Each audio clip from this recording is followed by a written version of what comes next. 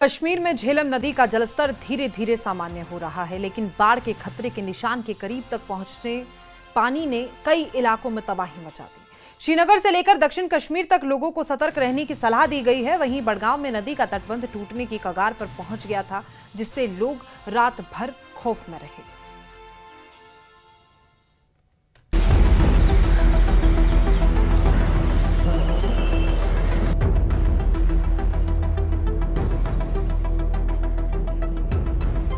झेलम नदी का जलस्तर अब खतरे के निशान से नीचे आ गया है। श्रीनगर और दक्षिण कश्मीर के संगम इलाके में पानी का स्तर कम हुआ है, जिससे लोगों ने राहत की सांस ली है। बाढ़ का खतरा फिलहाल टलता दिख रहा है, लेकिन हालात अभी पूरी तरह सामान्य नहीं हुए हैं।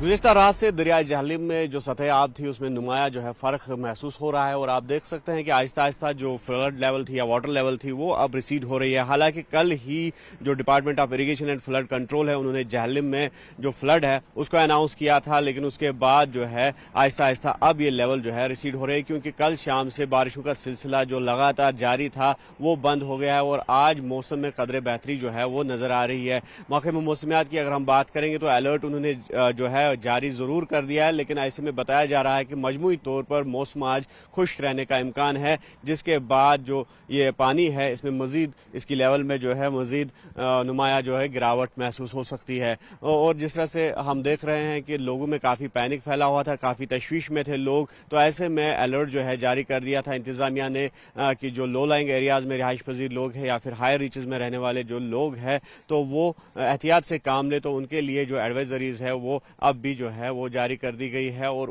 सख्ती से उन पर अमल पैरा होने की भी तलकीन की गई है। तो कुल मिलाकर मजमूई सूरत हाल जो है उसमें अब नुमाया फर्क दिख रहा है, लेकिन खतरा जो है वो अभी भी बरकरार है, क्योंकि जो माइनर ब्रीच है उसकी इतलात मिली है मुख्तलिफ इलाकों से, जिसके चलते जो इंतजामिया है तो फौरी तौर पर इंतजामिया हरकत में आ गई है और उन ब्रीचेस को बंद कर दिया गया है। और कई एक मकामात पर जहां पर नदी नालों के नजदीक लोगों ने मकान बनाए थे तो उनके लिए अब भी खतरा जो है वो महसूस किया जा रहा है। कुछ लोग हमारे साथ मौजूद है, इनसे जो है सूरत हाल जानने की कोशिश करेंगे। नाम आपका? मेरा नाम फारूक है। और साहब क्या कहना चाहेंगे, जिस तरह से कल सूरत हाल बनी हुई थी और आज उसके कंपैरिजन क्या दिख रहा है आपको? जो कल जो सूरत हाल थी वो काफी हद तक तशवीशनाक थी। जो गवर्नमेंट के डायरेक्टिव्स भी थे या गवर्नमेंट की एडवाइजरी भी थी वो इस बारे में थी कि फ्लड तो डिक्लेयर हुआ था, वो एहतियात से उन्होंने डिक्लेयर किया था, लेकिन आज जो हम देख रहे हैं तकरीबन 1 से 1.5 फुट पानी दरिया झेलम में नीचे उतर गया है और ये खुशाइंदा बात है लोगों के लिए कि शायद हम अल्लाह के फजल करम से इस सैलाब से बच गए।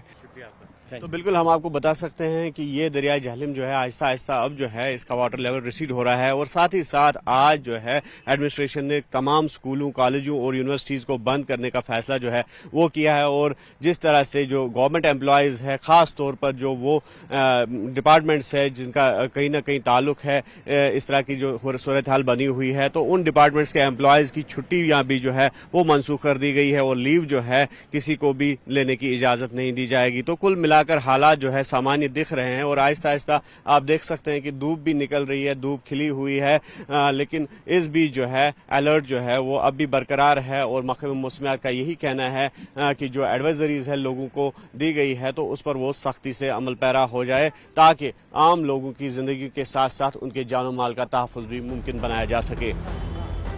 भारी बारिश के चलते पिछले दिनों झेलम का जलस्तर अचानक बढ़ गया था। सड़कों और निचले इलाकों में पानी भर गया, जिससे आम जनजीवन पूरी तरह अस्त व्यस्त हो गया। बारिश जैसे हालात ने लोगों को डरा कर रख दिया था।